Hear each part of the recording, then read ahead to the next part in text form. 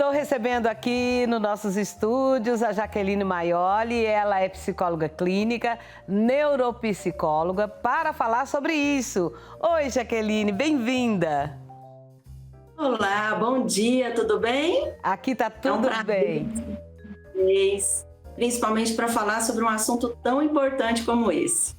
Jaqueline, eu já começo com uma pergunta um pouco assim polêmica.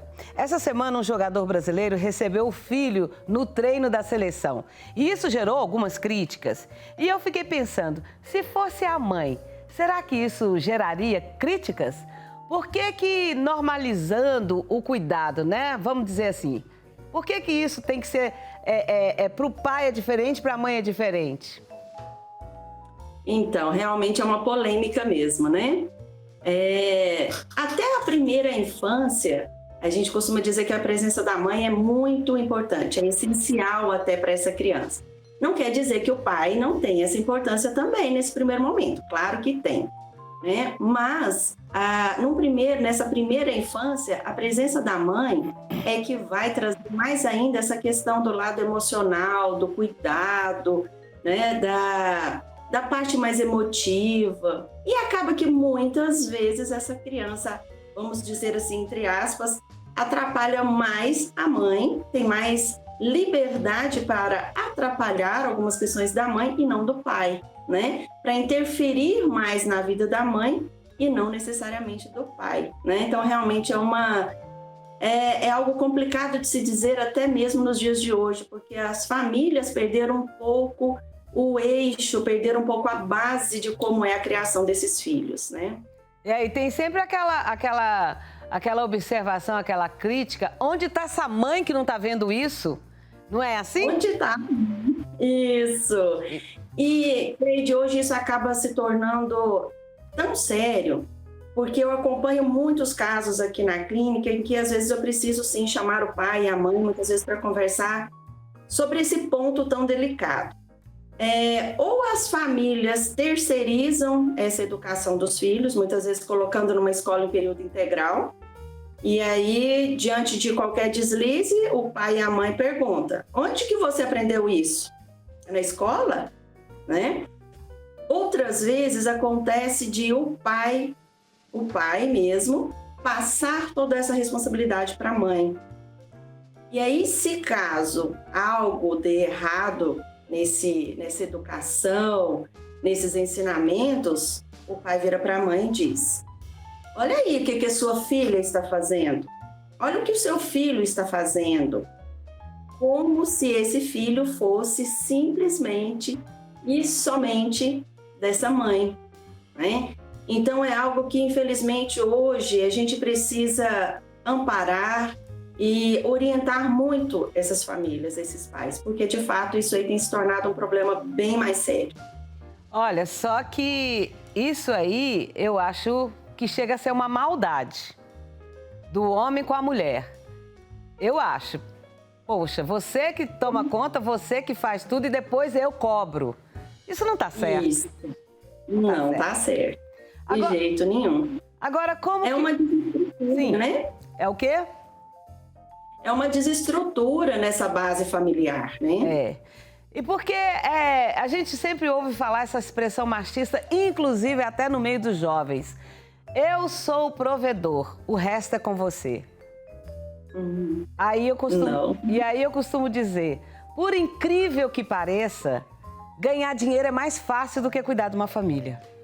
Cuidar de um filho, educar um filho, saber de tudo que acontece. Dinheiro é mole você ganhar, basta você trabalhar, correr atrás do seu sonho que você consegue. Agora, a labuta do dia a dia ali com os filhos, aí é outra coisa, né? Então agora a pergunta é a seguinte: como que os pais podem se mobilizar para saírem dessa cultura machista, serem mais pais?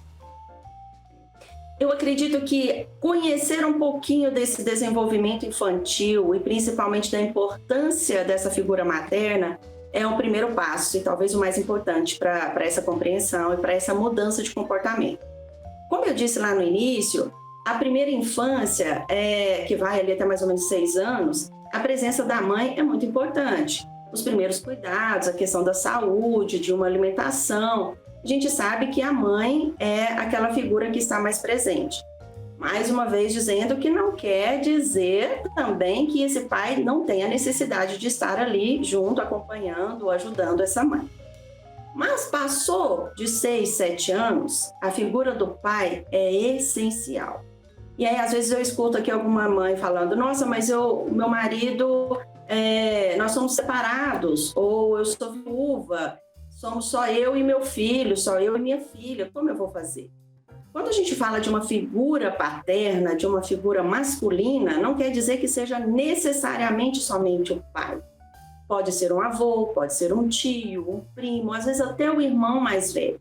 Mas essa figura masculina, essa figura do pai, ela é extremamente necessária e importante para a construção dessa personalidade, para a construção de um caráter, porque a figura masculina, ela tem uma representação do poder, da regra, do controle, do caráter, da ética. Então, quer dizer, se a gente for realmente parar para colocar as cartas na mesa, a função do pai aí acaba sendo muito mais importante, entre aspas, nessa segunda infância até a adolescência, né, para a construção desse caráter desse filho, porque é ele que vai ensinar as regras do mundo. Ele é que vai preparar esse filho para enfrentar o mundo lá fora. Ele vai ensinar o filho a viver numa sociedade, a saber como que se respeita as pessoas, como um homem deve tratar uma mulher, como se respeita, por exemplo, uma vaga de um idoso no supermercado, como eu tenho que tratar a balconista no supermercado. Então, esses conceitos de vida em sociedade, eles acabam sendo muito mais responsabilidades do pai, da figura masculina. Então, eu acredito que, num primeiro momento, o que há de mais necessário de se fazer é esse pai, sim, assumir a sua responsabilidade na criação desse filho, na formação mesmo de um homem ou de uma mulher de caráter lá na frente. Olha, como eu sou mãe solo, eu não gosto da expressão que eu sou mãe e pai, os pães, né, que falam. Eu nunca concordei com isso, porque eu não sei agir como homem, eu só ajo como mulher, eu só ajo como mãe.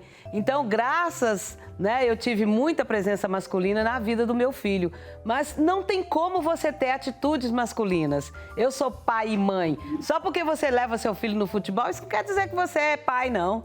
Mas uma presença masculina eu acho que é muito importante, sim. Agora, na adolescência, como que a figura paterna deve comportar para ajudar o bom desenvolvimento desse filho? Principalmente impondo limites. O que mais está faltando nas famílias, na criação dos adolescentes, é limite. Limite e, claro, com esse limite vem também o respeito, né? Uhum. Mas o que eu mais enfrento aqui enquanto dificuldade para lidar com adolescentes é a falta do limite, é a falta do respeito. E aí, mais uma vez, a figura desse pai, a figura masculina é essencial nesse ponto. Agora, com questão da ir à escola, né? Reuniões de pais e mestres. Ainda é muito as mães que vão? Em algumas escolas, em alguns momentos, geralmente sim, a mãe vai mais, né? Mas quando eu recebo aqui na clínica, eu faço questão de receber o pai também. E a minha orientação é para que inclua esse pai na rotina dessa criança. Então, alguns pais já passam a ser chamados na escola, e muitas vezes, exclusivamente, o pai. Né? Então, muitas vezes, eu mesma passo esse tipo de orientação, porque o pai ele precisa estar mais presente na vida desse filho. Tá, e quando o filho começa a ficar rebelde, isso que você disse que é muito importante, o tal do limite. Quando você perdeu a mão e você perdia a mão, eu não consegui e o pai não conseguiu, tem como reverter isso? Tem, claro que tem. É aí que entra a questão da psicologia, né? De todo um suporte necessário para auxiliar, para reerguer essa família. É claro que tem como, sim, É claro que chegando a um nível muito extremo acaba sendo um pouco mais difícil, mas nada que seja impossível. Esse é o nosso papel dentro da psicologia, da psicopedagogia, é de auxiliar mesmo essas famílias na criação desses filhos. Não que a gente vá orientar especificamente como ser pai, como ser mãe, apesar que em alguns momentos a gente faz isso também. Mas a presença de uma equipe de profissionais qualificados na área ajuda muito, muito mesmo. E é possível, sim, reverter esse quadro caótico que a gente encontra em muitas famílias. Você falou aí sobre a função do pai, falou de ética, que é uma coisa muito importante, falou da condução, do limite, que é muito importante também. Mas tem muitos pais que sempre jogam para a mãe. Não, fala com sua mãe. Não, ó, está com esse problema, fala com sua mãe. Se aprende também a ser pai? Aprende, também se aprende a ser pai. E isso também a gente orienta muito, né? Quando a mãe está falando, que o pai não tire a autoridade da mãe. Quando o pai está falando, que essa mãe também não tire a autoridade dele. Mas é preciso combinar isso também. Esse pai e essa mãe, eles precisam estar numa sintonia. Não é simplesmente ficar jogando a responsabilidade para o outro. Porque senão a criança ou o adolescente ele vai tomar a atitude que melhor lhe convier. Eu quero ir numa festa, já que meu pai fala que é para pedir minha mãe fala que é para pedir meu pai, então eu mesmo resolvo e vou. Então é preciso cada um assumir o seu papel dentro da sua responsabilidade. Isso acontece muito. É uma fuga, eu jogando a responsabilidade para o meu esposo devolvendo isso para mim, é como se eu estivesse fugindo da responsabilidade. Então, é possível sim ensinar esse pai e essa mãe a assumirem os papéis que cabem a eles nessa construção, na criação desses filhos. Para não ter uma decepção maior lá no futuro, né, doutora? E agora... Infelizmente, tem um ponto que aí já não conseguimos, né, voltar tudo isso. Se tornar um adulto muito problemático, aí a situação realmente, né, a gente perde um pouco o controle. Mas enquanto é criança, enquanto é adolescente, pai e mãe que deve assumir a responsabilidade pela criação desse filho, ainda há tempo, sim. Jaqueline, quando uma criança está com 1 ano e meio, 2 anos de idade, a gente já pode perceber os traços de comportamento, de personalidade dessa criança? E pode torcer esse pepino? Nossa, e como?